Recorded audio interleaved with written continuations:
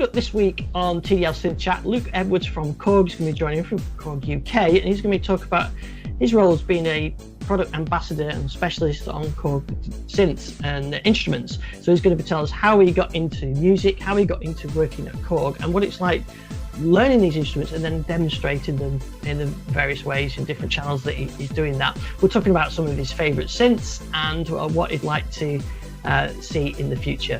So I think you'll enjoy this. Let's get straight to Luke. Luke Edwards, welcome to the show. Hello. It's great to get you on the show. We've met a few times at various Korg events, but people may recognise you from doing those product demonstrations on YouTube of various Korg devices. Yeah, there's a few videos of me out there now. So yeah, maybe some people might have maybe even bought something as a result of my video, who knows? Well, yeah, definitely. I'm pretty sure. I think the Modwave was my Modwave is behind me there. I think my Modwave was when I saw it demonstrated at, I think it was SynthFest, where you were there. Nice. And that tipped me over the edge. And that actually started me on the journey of doing sound design and sound packs. And then, of course, got the multi-poly there and tutorial videos, and the whole thing just started from that. So getting that one thing. It started from the Modwave. That's cool. It did, yeah. I mean, I've had synths for a long time. I've got some like Karmas over there. In fact, I've got a Gen SX1000 from 1978 down there. I didn't buy that in 1978, but 1988 I got that one. But yeah, so I've done the synths ride, and I've had this YouTube channel for 15 years, but it was the sound design videos I hadn't been doing previously, and it was the Modwave that really drew me into that. I think because on the face of it, it seems really complicated, but actually when you spend time with it, it's a really intuitive and easy to use machine. So I thought, I'll do some videos on that. Yeah, it's a nice one because you obviously got the sample-based stuff if you want to do stuff that way, but then you've got the whole wavetable synthesis, which is, a whole nother conversation when you start diving into that. Yeah, exactly. But anyway, what I wanted to talk to you this week on the show was because I just wanted to get a bit of a background on you, really. You're obviously at Korg UK, and you're from the UK. And so how you got into music, how you got into Korg, in working for Korg, and then we'll talk about some of your favourite synths and things like that. So give us a bit background on you, how you got into music. Well, I started music at a very young age. Started playing the piano when I was 5. To be honest, I don't really remember it that much. I was that young when I started. My parents were always into music. They weren't musicians, but they always had the radio on at home. So I was sort of always hearing lots of different types of music, and from classical to rock to prog rock to 80s synth music. And so started the piano, did pretty well at that, went through all the grades, did my grade 8 and everything. And then eventually, when I got to my sort of teenage years, my teachers were saying, really, you're quite a high level, so you should probably think about maybe auditioning for like music colleges and conservatoires and stuff. So that's the route I went down. So very sort of classical route initially. And then also alongside that, I was also playing the French horn. So I was playing in orchestras a lot. So that actually gave me a really good grounding in like orchestration and playing in ensemble with other musicians and stuff like that. And then alongside that, I was also starting to get into synthesizers and programming and sequencing. So around that time, I think when I was about I can't remember exactly, but maybe sort of 13, 14, I got an Atari ST and a little Korg module, an 05 RW. And that's kind of how I started. And I just started sequencing and listening to music and trying to copy it. Like I was really into film music, so I was listening to John Williams a lot. So trying to copy all that, reprogramming that in Cubase. And then eventually I auditioned for some music colleges. I got into the Royal College of Music, so I did a degree there for 4 years. And again, classical piano.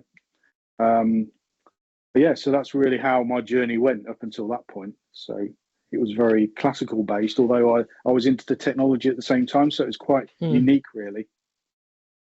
Yeah, I suppose the ST at the time, and only I had the Amiga at probably a similar time, but they opened up, because the ST had that MIDI port on it, just opened up all this potential in it for sequencing and stuff that was totally out of reach a few years prior to that. I think that's what it was. I think because I didn't really know that much at that point. And don't forget, back then there was no YouTube, no videos, nothing like that. So the only thing I had was Sound on Sound to read, to try and learn stuff. And that was, at the time, it seemed quite high level for what I was trying to do, because I was just starting out, really. So, but then I worked out that if I got this Atari ST, because it had a MIDI port on it, I could just plug it into something else and drive whatever I wanted to from that sequencer. So, because at the time, my very first keyboard, this is really basic Yamaha PSR keyboard, but even that had MIDI on it. So that was like, oh, great, okay, so I can just get a computer and then I can start layering up sounds and layering up textures and sequences to do what I want to do, rather than playing the preset rhythms, which didn't do anything for me at all. So, and also it had a little sequencer on it, but it was only like a 5-track sequencer, so I was quickly outgrowing that. Yeah. So yeah, it's brilliant. Just to have that MIDI port on there was amazing. And then progressed to the next level and got the Korg module to improve the sound quality. Because obviously there was no sounds in the Atari ST. It was just a little beeper chip in it. So a bit different from the Amiga, because that was good because you could do actual sampling in the Amiga, couldn't you? So that was a different kind of route. The trackers and things like that. Yeah, the trackers, exactly. Yeah, and then program for all the trackers to play back the samples and so that was cool. But I went very much down the Atari ST route, sequencing music. So and that module then would have been in multi-timbral, I guess. So that was this big leap from a single keyboard to being able to recreate, because you couldn't do like the DAW thing with the audio tracks like you can now. No, that's right. And even then, it was trying to squeeze out every little sinew of sound out of that module, 16 parts, but still pretty limited, because you only had like one reverb, and you had a reverb send for each level, each part. So you were really having to compromise a lot. But actually, that taught me a lot about how to demo a piece of gear, in that, trying to work within its limitations, and like I said, really squeezing the best out of it. So yeah, that was a good grounding for me, really. Yeah. So then where did you go from there then, once you got that sort of degree? So yeah, got my degree, and it was, like I said, mainly classical, although they had a recording studio there, so I learned a little bit about recording techniques and digital stuff there. But again, it was mainly recording classical musicians, really. But it was still interesting learning about acoustics and everything. And then I graduated. Still didn't really know what route I wanted to go down, because being a piano player, it was very much, you could be a soloist, but basically no one becomes a soloist because the level is just like up there. So it's either that, being a accompanist, or be a teacher. And I didn't really fancy any of those things. So didn't really know what to do. So I was actually, as my Saturday job, I was working in Harrods department store, because it was really nearby, because it was in Knightsbridge, and Royal College was in South Kensington. So it was just down the road. So that's what I was doing at the time. And they happened to have a piano department in Harrods. So I was actually just demoing pianos and selling them in there. And then a job came up in there with Roland, and because I had a little concession in the store. So I ended up working for them basically in there, and that was my first step on the rung of the music industry, if you like. So right. So that's how I got started. And I suppose going from demoing pianos to doing electronic instruments and synths is a bit of a change, a bit of a shift. Yeah, it was a shift, because even in that store, it was only really digital pianos and sort of I'd call them home keyboards, so arranger keyboards and things like that. But again, that wasn't really, because I'd always been into my synths growing up, doing sequencing and things like that. That seemed quite basic in terms of the technology side of it. So I was really keen to progress into the other more interesting side of the company of Roland, because it was very split. You had MI, which is the cool side, if you like, with the V drums and the synths and the JV 1080s and all this stuff. And then you had the other side, which had pianos and arranger keyboards, like I said, and organs as well. And that wasn't really my thing. So worked in that store for a bit, and then a job came up as demonstrator on the other side. So went for that, got that, and that's where it really started my journey into this kind of the high tech side of it. And I kind of left the classical side behind at that point, pretty much. So that's how it happened. Yeah. So was that it? I suppose you were familiar, already familiar with the sort of the synths, and so it wasn't too much of a stretch. But was the music side of it a stretch? Going into guess dance music and the electronic music instruments into dance music, and that's quite away from the classical side. Yeah, very, very different, obviously. I'd always been into that sort of music, so that wasn't a problem. It was only just learning the kind of, I guess, ways to program. So never really programmed a synthesizer or anything like that up until that point. It was very much sequencing at a basic level. So there was a lot to learn initially. When I was handed like a VSynth and said, go and demo that kind of thing, it's like, okay, yeah, I need to start doing some serious learning here. So there's a massive learning curve for me at the beginning. Yeah. But I pretty much taught myself all of the different types of synthesis and ways to route signals and effects and modulations, and just gradually picked it up really as I went along. So then, what point did that take you to Korg? So I was with Roland a few years, and I worked for them, doing a similar job really, but I was a lot more on the road. So I was doing a lot of training and in stores and demos, and in those days there were a lot more shows, obviously. So I was doing a lot of shows, lots of in-store demos. And then towards the end of my Roland years, I was working with Roland Japan as well. So I was doing the programming, voicing and things like that for them. But it was a very, very strange time for Roland because they kind of, it was around the time that the Phantom X and then the Phantom G came. And then I think they actually stepped away from sort of flagship workstations for a bit. It was around that time that the Kronos came out for Korg. So I was already starting to think, I'm not sure if Roland are going in the right direction at this point.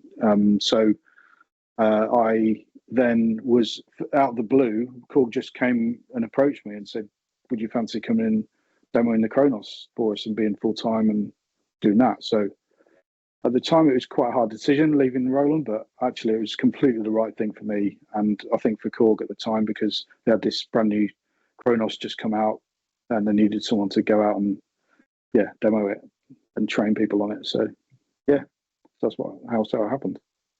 And so when you get a new synth like the Kronos or the multi-poly or whatever Korg sends you away, as a new launch, how do you then go approach thinking, right, I've got to go on YouTube or in a face-to-face or a trade show and start demoing this? Yeah, it's quite a challenge. It's quite a daunting thing, especially if it's something as big and complex as a Kronos. But what I tend to do, and I've always just done this, the first thing I do is I just literally sit down in front of the product, especially if it's something. It's different if it's something that's like progressed from another model and you kind of know it already and there's a few tweaks. But if it's something completely new, all I do is I literally, like anyone would in their studio really, just sit down and play it and just go through the presets, get a feel for what it sounds like, the DNA of the instrument, try and deconstruct a few patches maybe to try and work out how the architecture is done, reverse engineer some of the sounds, and just enjoy it as an instrument first, because that enjoyment kind of quickly disappears when you're trying to demonstrate it, because it becomes then your job to get the most out of it rather than playing it as a musical instrument. So I always try and do that first. So I'm getting a similar experience to what an end user would basically, which I think is important. And then once I've done that, I'll go through, pull out all my favorite sounds, and sometimes there's loads, sometimes there's not loads, so you have to be really selective about picking the best ones, and then beyond that, it's really just constructing a demo to build up a journey through the instrument to pick out features, and then obviously sounds to demonstrate those features effectively. So it's not an easy thing to do, I've got to say. No. It's not easy.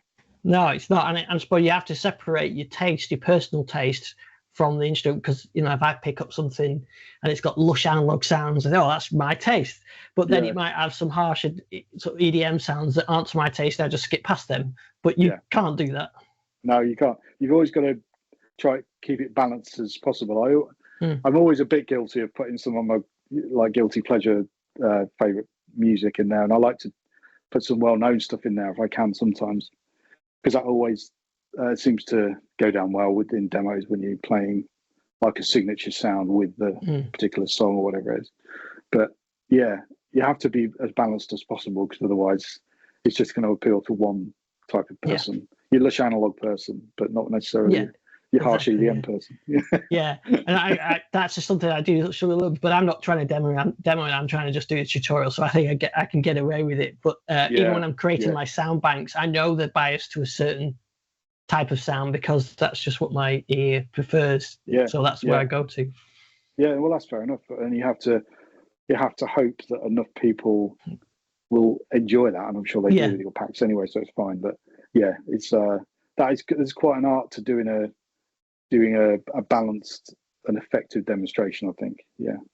Yeah, you've got to, and I suppose you also learn to know your audience as well, so I guess you know who you're talking to, so you can tailor your demos to the audience at the time. Yeah, I think that's the most important thing, and obviously that's difficult to do in a video demo, because you don't really know who your audience. You know broadly who the synth audience is, but you don't know what other thousands of people are going to watch it, really how to target. So you have to be quite broad. But if you're doing like a demo, like a one-to-one demo, like a show or something like that, it's a completely different thing, because you then can tailor it to that particular person or group of people much easier. So yeah, just you have to think on your feet a bit sometimes. Yeah, and I suppose the other thing as well, you've got a breadth of products. I mean, you talk about the Kronos there, which is a huge product in its own right, but then you've got multi-poly there behind you, which is very specific and it's very detailed.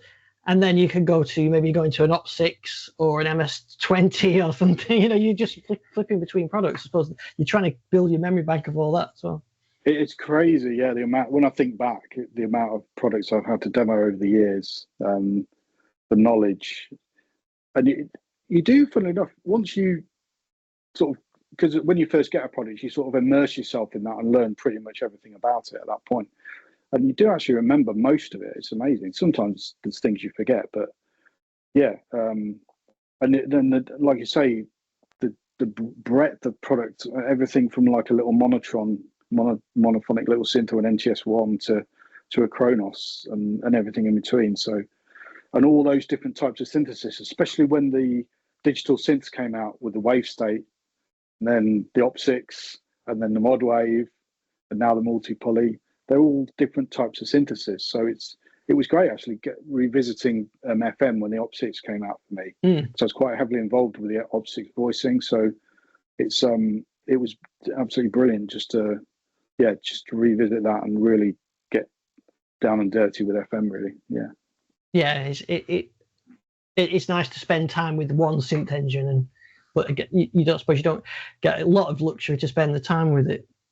No, the only time I do get that is when I'm working with Korg R&D, when I'm actually working on the product before it launches. So often I'll be doing a lot of the factory voices, or doing like demo videos or demo songs for it, or all of that kind of thing. So that's when I really do get the time to dig in a bit more, because once it comes out, it's very much doing a demo on it and then kind of moving on to the next thing. So I'm often working like ahead of the R&D cycle, if you like. So working on things that are coming out in 1 or 2 years or more sometimes. Yeah, that's what I was going to ask you. So how much time, if you're working with R&D, how much time ahead do you usually get? It really varies, and it depends on the product, and it depends on the project and the team that's working on it. So I'm just trying to think now, like for instance, with the Minilog XD, when that came out, I got that fairly late in the day, probably 6 months before it came out, something like that. And then they just said, we need a whole load of patches. So I ended up doing like 50 presets in that or something. So that was cool. But then on other projects, like, just trying to think now, probably like Micro Korg 2, had that for quite a long time before, much longer than that. So and also Opsix. Opsix I had for a long time. It was easier with Opsix though, because we had quite early on had a software dev version of it, so which eventually sort of turned into the native version, the plugin version. So yeah, that made it easier because it wasn't all done in the hardware, because often you don't have an actual hardware prototype until fairly late on in the cycle. So yeah, it just depends product to product really. Yeah, and I suppose you've got to keep a mental track as well of which ones you're working on that are public and which ones you're working on aren't public. Yeah, try not to mention them in videos, and stuff like that. Yeah. Like this. I was going to try some tricks for you later, but I'm just going to make sure there's nothing in the background. Actually, it's going to give nothing away. But I think I'm all right. I think you're right, and I think you'd be wise to any of the tricks that I would try and get that. Yeah, you're going to try and trick me now. Yeah, and I suppose you get to the other side. Do you get to see much of the vintage gear, like the PS3300? And we talked to Dan Phillips 2 weeks ago on the show about that, the virtual version. But did you actually get to play on the hardware version? Yeah, I was. We did a lot of sound testing sessions beforehand. We did some in London, so I was there for that. So Tats was there, and I was there, and we managed to get a really good vintage version of the 3300. So we had that. We were in a studio, and then we had their prototype that they were working on, which the engineers brought across. So then we did some proper A/B testing, and just to make sure everything they were making was completely legit and sounded the same as the original. So that was quite interesting to do. So yeah, sometimes, but not always. It depends on the product. Like the Mini 700, I wasn't really involved in that at all, the Mini version and the remake. So it just really does depend. I tend to get more involved on the voicing, sort of more musical side, if you like, when it comes to making programs and sounds and patterns and that kind of thing. So which tends to be sometimes a little bit later on. Yeah, and then I suppose, but I've seen like you've done the video of the 700, and that's another one that really. I would keep looking at it on the thinking, I could do something with that, but it's tempting. So, but I like these very niche specific synths. They're quite fun to do. That is fun because that really does have a unique sound. That one has a lot of analog synths back in the day because of the different filters and oscillators and everything that were involved. But that one particularly, the filter is just so different. And I love the terms on it because they put all the labeling and stuff on it before all of these things were standardized. So like the filter's called the Traveler, for example, and little things like that are really cool. Yeah, even things onto later Korgs, like I've got a DW8000 up there, and they've got the LFOs or MGs and things like that. Exactly. It's only in the last 30 years, isn't it, that things are standardized? But there was a lot of different things, a lot of terms around, especially in the 70s. Yeah, different manufacturers have their own way of talking about stuff. So it was that MG, that's all over the MS-20 and that sort of era as well. So I didn't actually realise. It's carried on until that must have been around that time that they did away with that terminology on the actual panel, anyway. Yeah, because they still use it. They still use it in the menus and everything in the digital synths. But and that's a and is there I know there's a Korg museum in London, but is there an occasion where you need to go and access the vintage synths, or is it because you're so focused on the stuff that's selling now? Is it not something that you really deal with? I don't deal with that so much, although I was part of the team that put this museum together, so that was fun, sourcing all the vintage instruments, and most of them are working actually, so we do get to try those again. So that's cool, and we've got a PS3300 in there again now, so. A modern reissue. So, but it's mainly the modern digital instruments that I get involved with, the actual nitty gritty of actually voicing them and stuff like that. I'd say, rather than because it's more when you're talking about analog circuitry and everything, that's more engineering really, rather than the kind of more musical side, which I'm involved in. Yeah, and there's no point trying to create sound packs for a DW8000 or whatever, because you're not going to sell many of those at the exactly.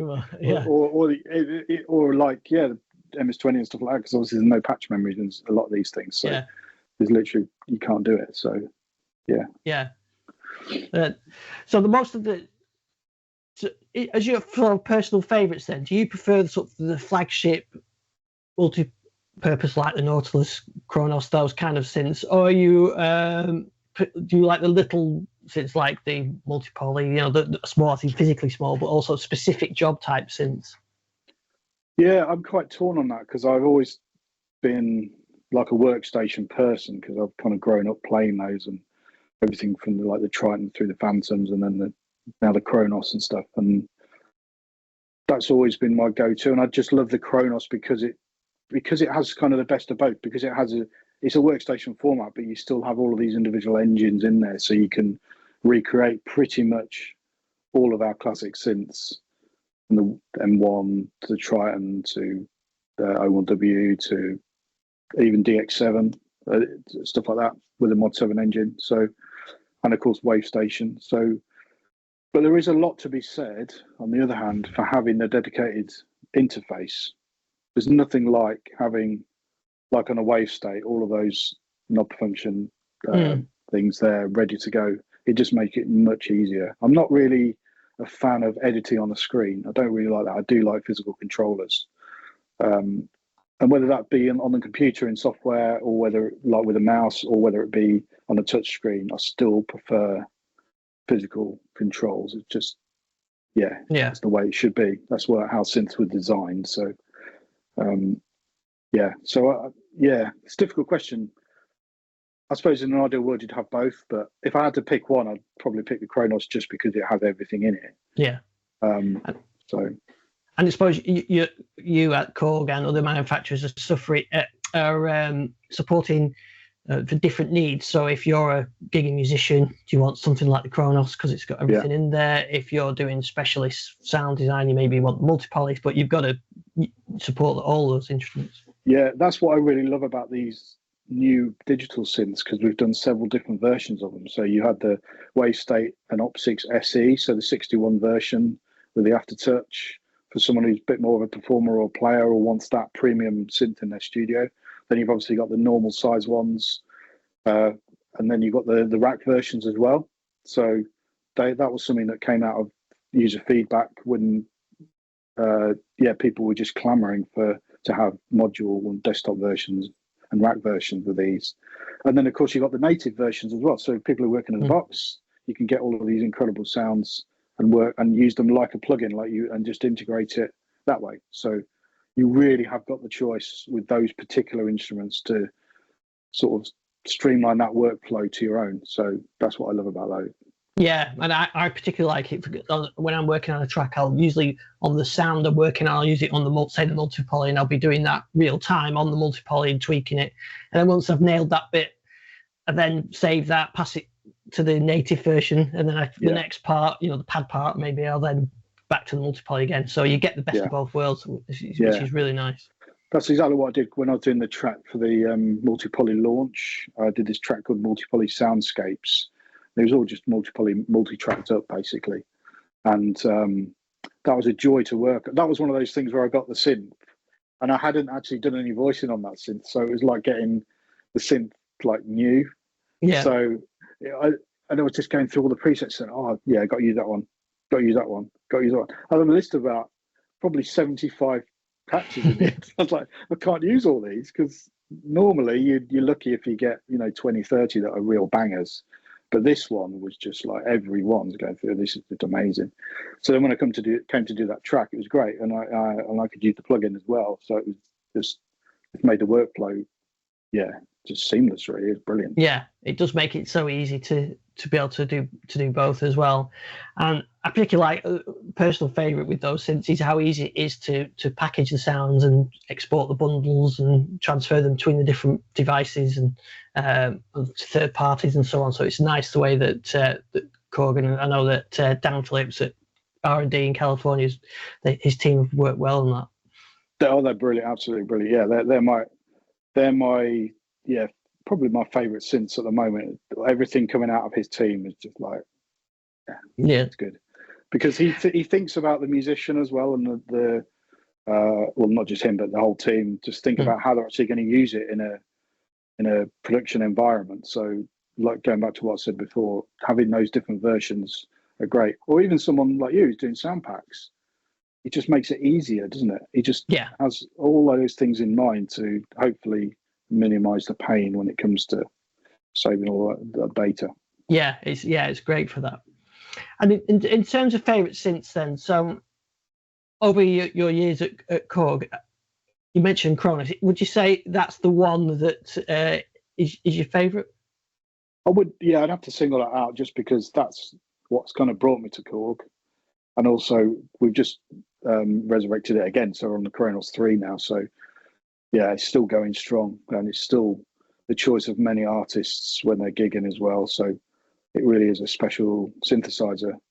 But having said that, probably a close second would probably be the Wavestate, actually, because that was the first synth I played for a long time.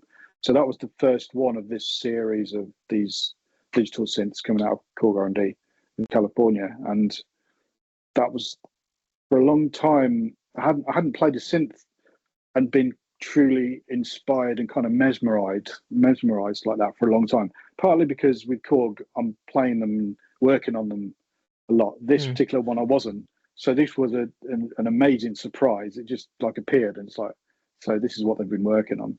Kind of knew a little bit, but I didn't get too close to that one. So when I actually had it as a finished product and started playing it, I was like, this is incredible. So, and it reminded me, I was always a big fan of the Wavestation. Obviously, it reminded me a little bit of that with the wave sequencing. It just goes so far beyond what the original Wavestation was as well.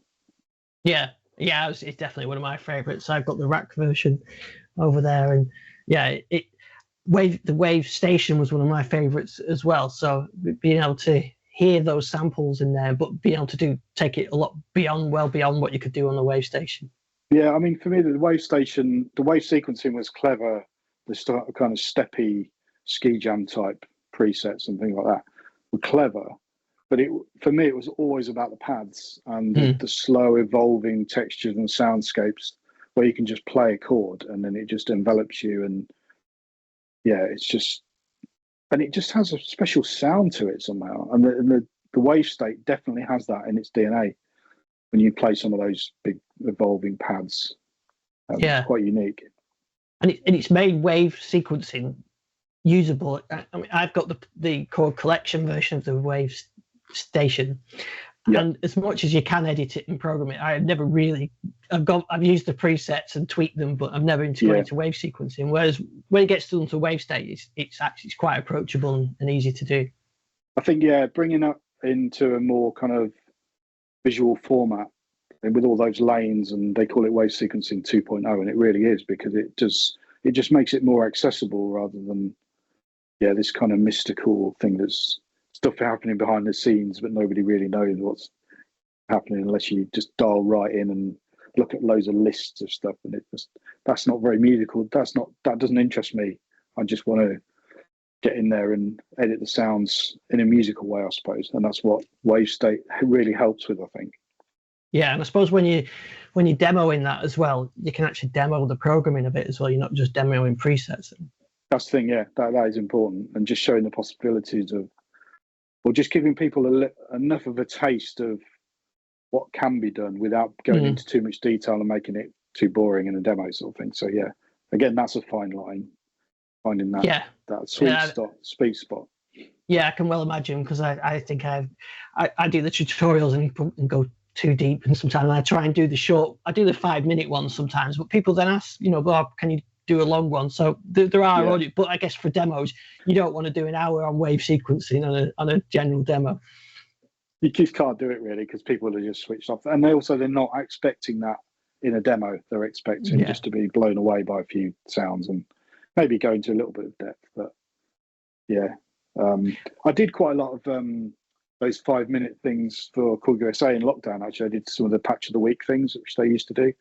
So, and I did quite a few on those on like Wavestate and Modwave, and I think Opsix maybe as well. So, and that was fun because it was trying to distill down all of this information into like 5 minutes, and it's, again, that's not easy, but it was good. I took some like famous sounds and then built them from the ground up, sort of thing. So that's cool. Yeah, no, that's great. I quite like. I like doing those, recreating the sort of famous sounds, and they certainly get a lot of traction on the videos. That they always seem to be popular. Those ones. Yeah, they do. They do, and it's always more popular when people instantly recognise something. Yeah. Yeah, and luckily Korg have a lot of signature patches like that, so it makes my job easier. Yeah. That's good. Yeah, and I suppose when you also when you mentioned to one-to-one, so are you actually doing some training on, so especially something like the Kronos 3? That's, I guess there are people who want actual training on it as well, not just the sort of the demos. Yeah, it's something we haven't done for a while actually, but we're thinking of maybe starting up again some like workshop and VIP days and things like that, where they can book a day in a small group somewhere. We haven't really decided what yet. So that always used to be popular. We used to do that a lot at Korg head office sometimes, or in hotels and things like that, where people could pay for a day and then they come down and bring their Kronos if they want, and then they can spend a day, have some Q&A. I can show them some really in-depth stuff if they want. And try to pitch it at different levels as well. So if you just bought your Kronos and you're a beginner, then just give you a general overview of how to do the basics, but then sometimes dive quite deep into some of the engines as well. So yeah, because I suppose again you've got different audiences. I mean, if you're a sound designer, probably would, well, the way I would work would want to take it away and sit with headphones on and disassemble the presets. But if you're a gigging musician or a session musician, you haven't got the time to do that. You need to be able to use it, hit the ground running with a new synth. Yeah, it's just showing different things. So for that type of person, it's like literally, okay, how do I find my sounds? How do I put them into a set list? How do I name my set list? How do I put them in order? Just basics like that, really. Just trying to speed up that process.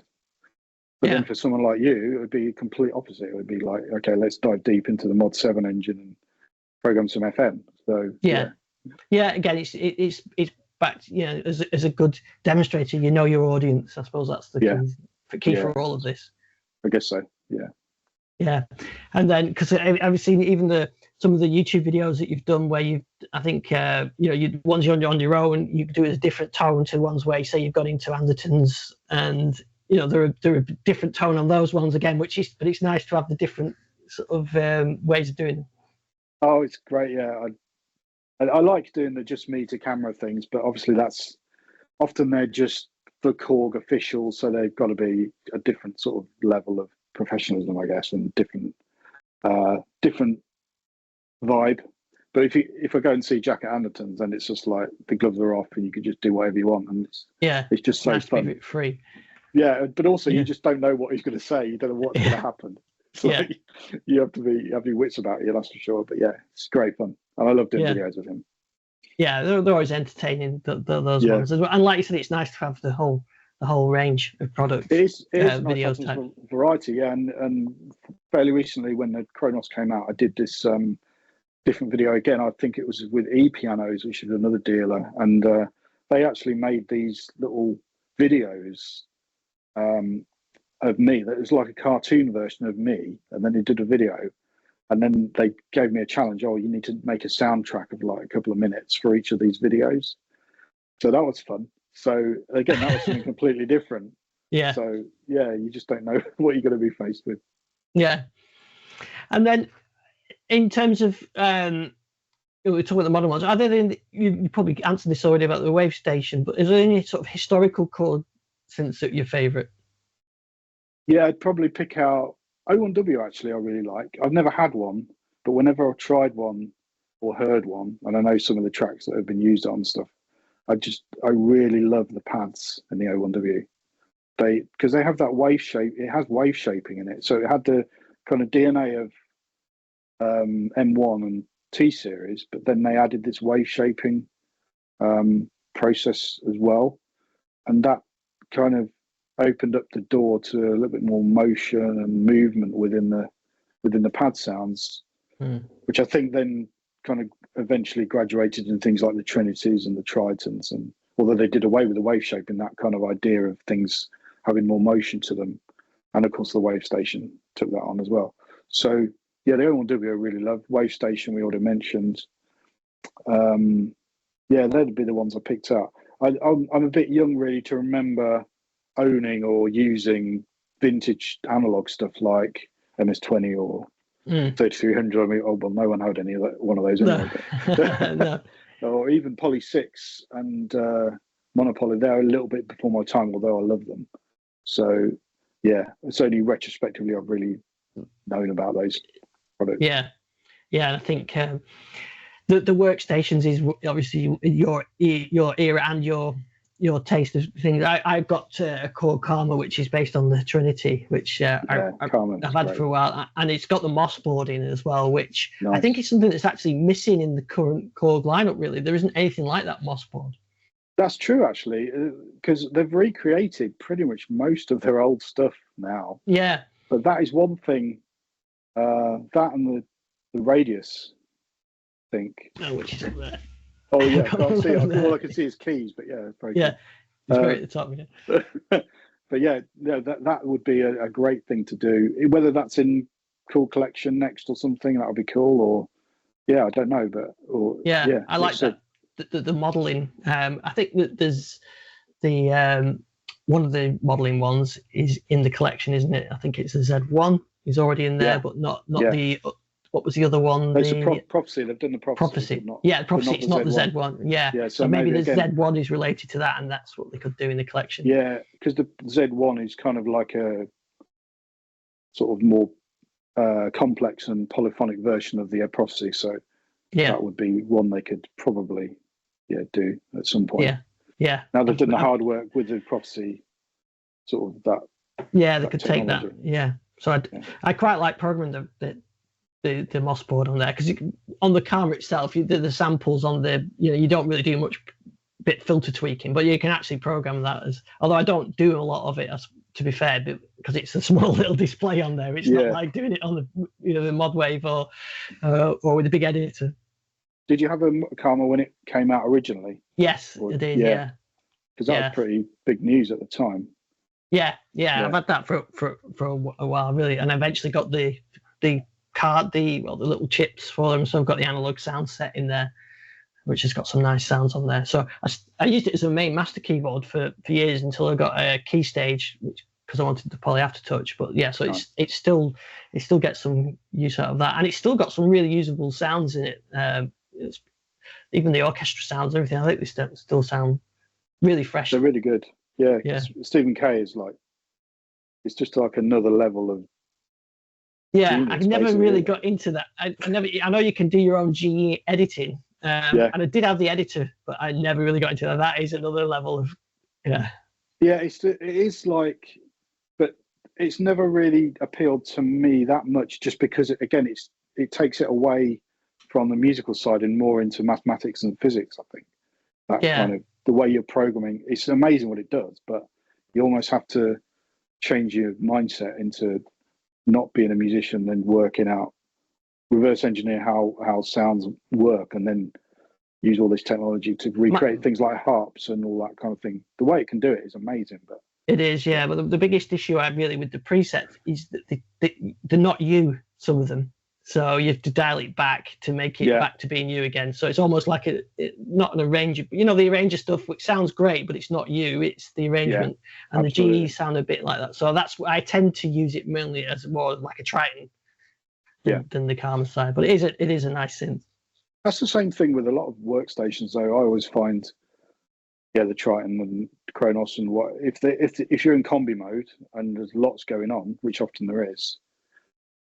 It sounds impressive, but it's not that usable often, because it's just like, oh, that's the finished thing. I don't want that. I just want to maybe take individual elements, which I really like, and then use them in my production. So it is me rather than the machine doing it. Karma's very much like that as well. So, but yeah, it's incredible technology. Yeah.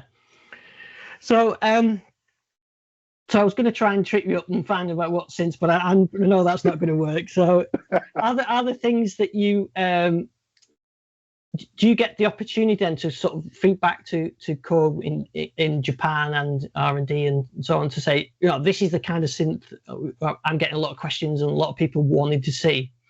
Yeah, I mean, we're constantly feeding back, and they're always asking us questions about, you know, what's popular in the market, musical trends, popular sounds, and competitor products, obviously, as well.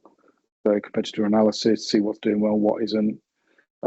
So we can try and pitch our next product in the right place and make it the right price, of course, because that's important, especially at the moment. So, and that's always a challenge because the manufacturing costs going up and up. So, yeah, it's balancing all of these things. But yes, we do have, quite a lot of input from us and Korg USA as well. So, yeah. That's good. So hopefully you've got something, the next thing from Korg, just slightly out of camera, but you can't tell me about. Yeah, it's just over there. Yeah. Yeah. But yeah, we've always got cool stuff coming, and it's a great brand to work with. The thing I love about Korg more than any other brand, really, I think, is because they really do cater for all levels of musician, but also all types of technology. So at Korg, we obviously have a really strong analog showing now. We have great flagship synths like the Kronos. We have brilliant sound design synths like the digital series, like Modwave, Opsix, Wavestate, multi-poly, and so on. And also all the software as well. So no matter really what kind of musician you are or how you're making music, we're there. So that's what I love about Korg, I think, most. Yeah, that's true. There are cater to quite a wide variety of clientele, I suppose, and there's something. If you just want a general instrument for piano and organ, and there's one of them, or if you want to do deep sound design, there's one of them, and you want to do software, there's one of them, or analog, you've got the 700 or the 3300 if you want to splash the cash. It's there. They are there. And the most important thing is they all sound great. So that's what really, not to diss Roland, but that's the thing I noticed most, I think, when I came across, is the quality of especially on the synthesizer side, just the quality and depth of the sounds and the factory presets, how good they are. They always have been, right from the M1 and before. So yeah, definitely. So if anybody wants to find out more or follow you, is there any socials? Is there a Korg UK account? Or yeah, I don't have my own personal one, but I do. Well, actually, I have my own X account. It's just at Luke from Korg, I think it's called. But really, if you want to check out my videos, they're always going to be on Korg UK's video channel and also Korg official channel. They put them on there often as well. So they're the two main places, I suppose, on YouTube. You can find them. And you can obviously just search within YouTube and you'll find probably loads of videos of me over the years. Yeah, that's always fun to go back to your early ones. And you see your styles change, like you're playing and talking even. And then you think, God, did I really look that young when I first did that? Yeah, that's the thing, yeah.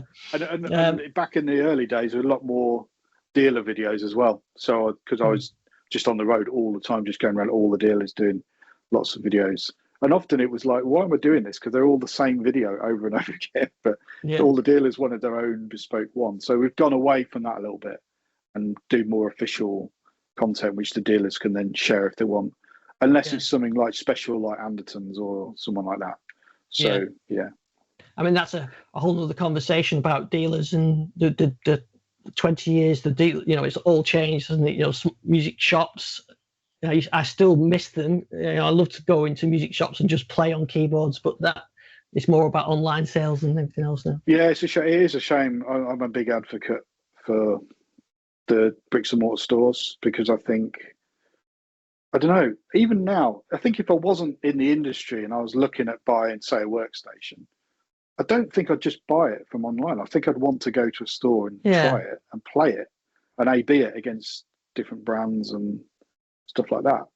Maybe I'm just old-fashioned like that, but I don't know. Because I still see them as musical instruments. I don't see them as like buying a TV or something like that. They have a soul kind of thing. Even the synths do.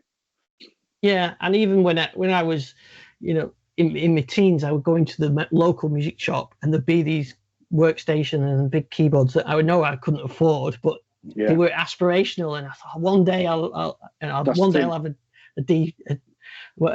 M1 or something, you know, a Wavestation. Yeah. So yeah, it's a shame that, but I suppose YouTube and everything else gives you that opportunities now. Yeah, and in some ways it's better because obviously you can see anything you want at any time, but that's not always a good thing. But a musical instrument, you really do need hands-on, I think, don't you? To with a pair of headphones and really get into it. Yeah, because I'm a player, obviously, as well. I just think it's that having the connection between the key action and the engine is actually really important. That it's in. That's why I still love hardware over software. Not because software isn't incredible and you can make it sound like anything on earth probably, but to me it's not a musical instrument like having a Kronos, for example, or a Wavestate or whatever instrument or brand it is. It's been specifically designed for that task, for that action, to work with that sound engine. It's been tested properly and designed to be a musical instrument as well. Yeah, definitely. And that's why I quite like the shows like the SynthFest and others. I know there wasn't one this year, but I do enjoy those shows. And Korg always put on a good demonstration there with lots of kit to get hands on, with headphones on all the kit. I always really like that. Yeah, they're great for everyone because you've got us and then you've got Roland next door. And so if you want to try our synth and then you want to go and try theirs, it's just a brilliant opportunity to do that, especially in the day where you don't get so many really good high-tech departments in stores anymore. They're few and far between, really. So yeah, it's a quite a unique opportunity to see most of the major brands all in one place and try the gear. Yeah, absolutely. And that's the thing, is to try them. Well, it's been brilliant getting you on the show. I really appreciate you joining me today. That's right. I've enjoyed it. It's great to get your story and hear the bit of background on from behind the scenes as well. Okay. Yes, thanks very much for the time. We'll definitely get you back on in the future when you've got something, one of those things that we can't see, to talk about. Yeah, we'll do that, yeah. Great, thanks, Luke. Okay, see you later.